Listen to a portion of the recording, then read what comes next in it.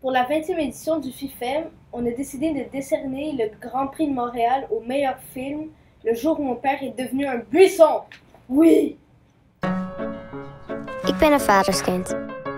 Voordat de gevechten begonnen, woonde ik met hem boven de bakkerij. Vroeger wist ik wel dat er oorlog bestond. Ik dacht er alleen nooit aan dat hij ook bij ons kon komen. Vechten uitgebroken in het zuiden van ons land.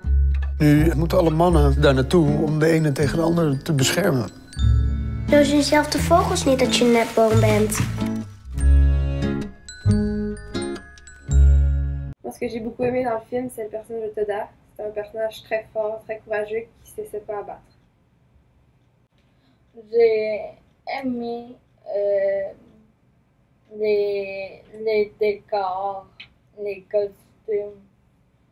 Le fait que Toda s'en va parce que son père va dans l'armée, ça rend assez intéressant. Et on voit tout de suite que Toda affronte plusieurs obstacles, mais le saute toujours par-dessus. Dit is niet genoeg. Auw! Hey. Kom, we moeten naar het buitenland. Daar is geen oorlog. L'actrice joue tellement bien son rôle que ça rend le film plus crédible et beau. Tu t'accroches beaucoup à la petite fille. Tu t'attaches plus.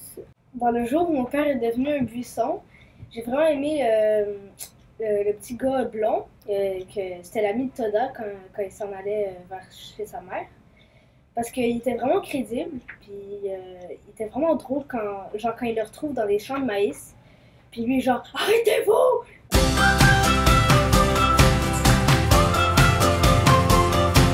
Hoe ziet de grens er eigenlijk uit? Zijn als een muur of zo? Of witte stippenlijntjes op de grond?